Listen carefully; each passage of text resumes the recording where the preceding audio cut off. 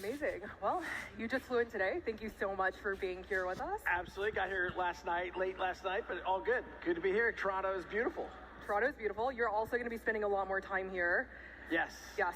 So starting with the news of the past couple of days, at least, or the most recent news for Ripple, at least, you are opening up a new hub in Toronto. You're about to hire 50 and probably a couple hundred more. So I want to start with that. At a moment when a lot of the crypto industry is really struggling, some folks are laying off employees. Why now for Ripple? Why are you hiring, and why in Toronto? So I'll start by saying no one wants to see moments like this in crypto.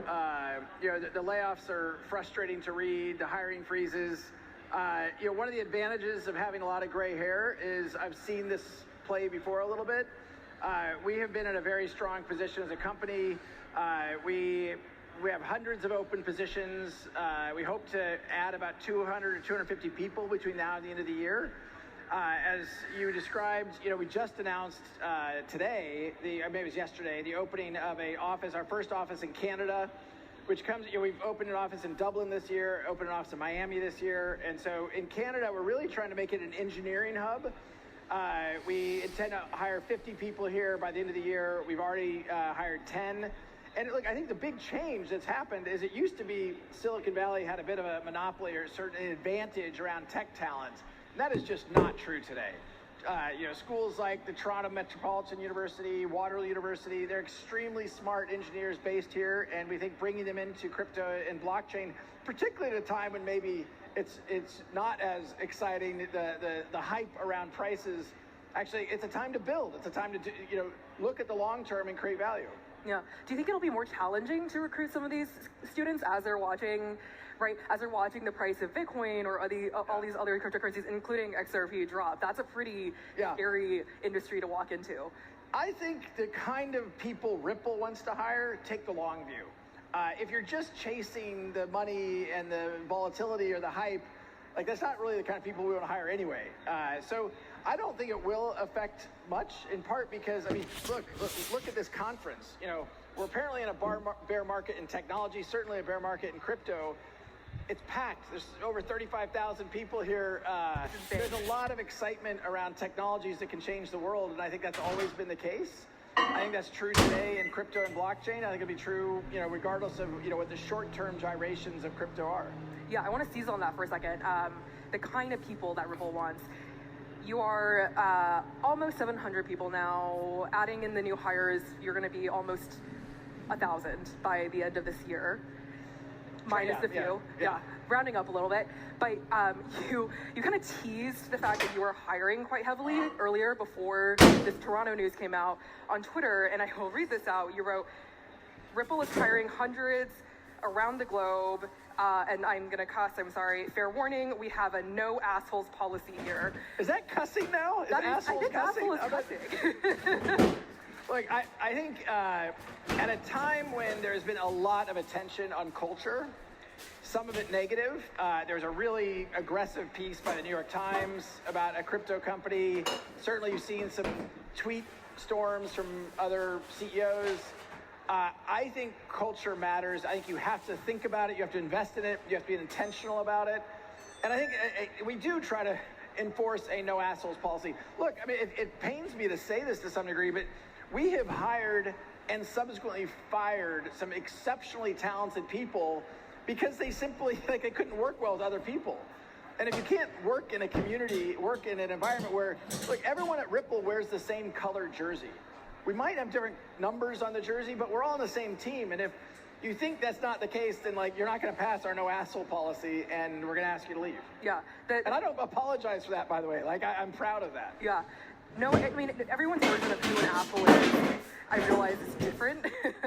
And so, to your point, right, the tweet storms that we've been seeing, there are some crypto CEOs that have very strong views that are controversial to probably the broader public. We saw the Kraken, and I don't know if this is what you're alluding to, but we saw the Kraken CEO on the same day that you tweeted that out say that he had certain views about D&I, about the use of the N-word among their employees. And so is that something that you're trying to avoid among the people that you're hiring? Look, first of all, I think diversity and inclusion does matter, and that's diversity of thought, that's diversity of all aspects. And so, look, I want people to feel comfortable working at Ripple, no matter their stripes.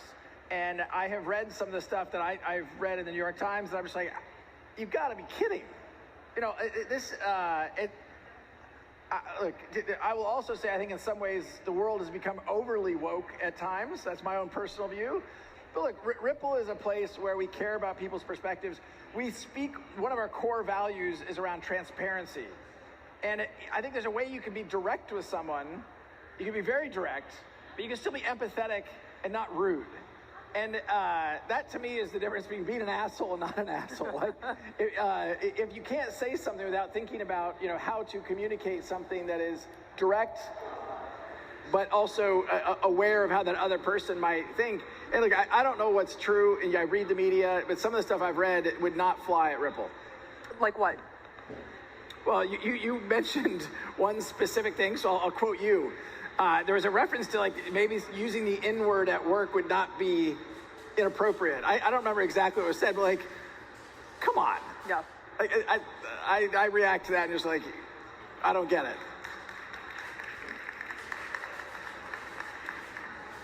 This panel is talking about mainstreamification of crypto. And to be fair, that is kind of one of the challenges. It feels like a lot of crypto started with a very libertarian root. That's not to say libertarianism is racist, but there is a cohort of that subset that has very controversial views about openness, about that kind of opinion. And so that does end up being a barrier to entry for a larger mainstream audience. So I'm going to turn a little and pivot and talk a little bit about that. Where are we in the process of getting crypto to mainstream, and how far are we? So let's first, if I can parse that a little bit. I mean, mainstream. What is mainstream, right? The last data I saw is about. This is U.S. data, so I apologize. I don't know the Canadian data, but 20% of people in the United States own or have exposure to crypto. That feels kind of mainstream to me. Now, I think when we're talking about mainstream, we're also, when people say that, I think, oh, you mean in terms of use cases and utility and actually solving problems, and it's not just speculation. And that, I think, obviously, it's a journey.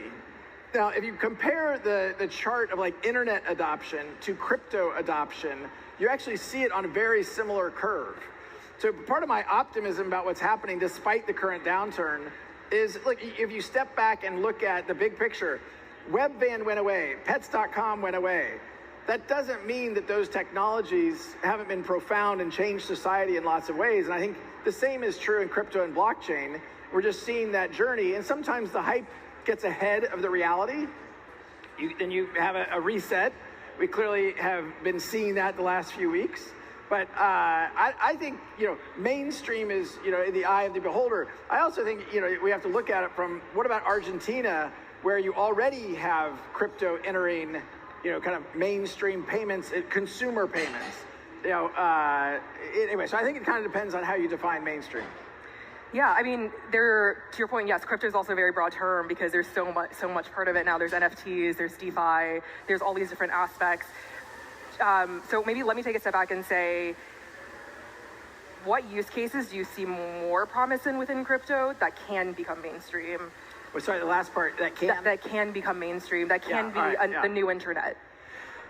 So I have publicly said that I think NFTs in some ways are underhyped, but I've also gone on to say, I don't know how to think about art-based NFTs, right?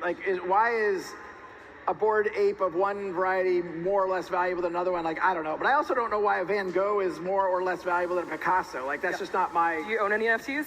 I do. Art NFTs?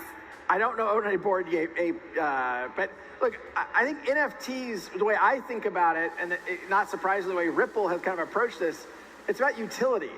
There are NFTs that we can use that are, solving a problem, and we can debate the value of art, and again, I'm not the expert at that.